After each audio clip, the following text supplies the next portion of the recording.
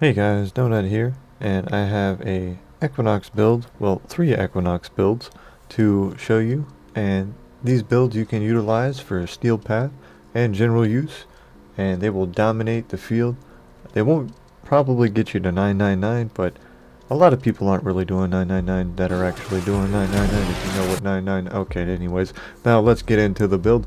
So to start off with, we do have pillage over the second ability, which is Raging Calm or Raging Frenzy, and what that does is it gives us a buff to our shields and strips the enemy's armor and allows us to utilize a way to get maximum amount of damage and get statuses off of us without really doing too much.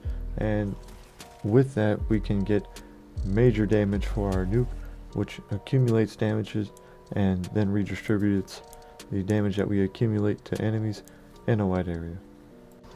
I am using a mod for the companion that allows me to get a bit more efficiency called Seismic Bond, so that way when I do actually attack stuff, Helios will go and use a little AoE, and then that'll cause more Helioses to spawn when I spend energy or use energy, and in turn those Helioses will cause me to get more efficiency on the abilities.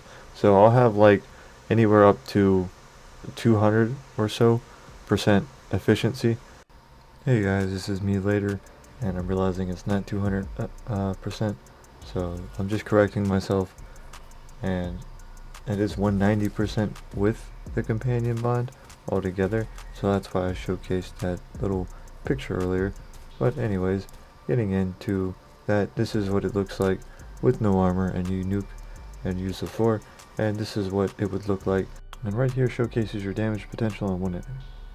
The 4 on one enemy, and he had no armor, so you got the full value, and the other enemy still had his armor, so you kind of get to see the damage potential in a way. It's not too bad. It scales really fast, it's really good. Adaptation comes in very handy, so you get to utilize that, and it has a really nice little mechanic with the health conversion, so you're getting armor when you're picking up health, which is a consistent thing because you have like a built-in equilibrium with Equinox. Now onto the second build, which is Gloom. This just pretty much slows down everything, and you use the 3 to increase power strength, further slowing everything down. As long as you're shooting something and hitting something, you virtually cannot die. It's pretty hard. I've incorporated adaptation to it just so like when you're hitting things, you're always getting your health back, or shooting things, you're always getting your health back, and all you really have to do is just slap things and go from there. Or you can just stand from a distance and keep them slowed and do your whole thing. But yeah, the last thing you can do is just strip the armor with a specific weapon, like maybe the Ignis or like a beam weapon, something like that, where you can do corrosive and just casually strip armor, and that would probably be the next best thing for this rather than what I currently have set up, but that would just be something that's coming to my head now rather than later. The next best thing I could think of would be the augment for slowing and just swapping to night form and slowing everything on top of what you're doing instead of having power strength, and that would pretty much just make everything stand still with this build if you'd want to take it to the next level or just do something a little bit more different with it as well from what it currently is.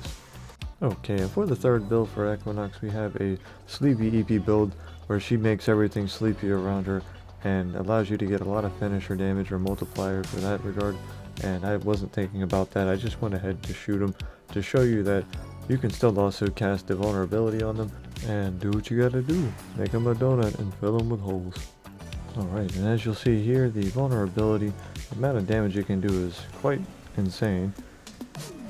Just from the simple increase of damage source, then you just go and you just simply dump the damage that you've accumulated into another one, and we'll see how much that we'll be able to do, which is almost over half if they have vulnerability cast on them, which is pretty nice.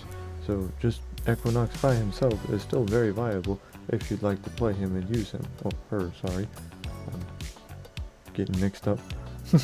Anyways, I hope you all enjoyed and these builds have helped you or pointed you in the right direction, or just maybe giving you a different insight on how you can play the game and have it still work to the way that you'd like.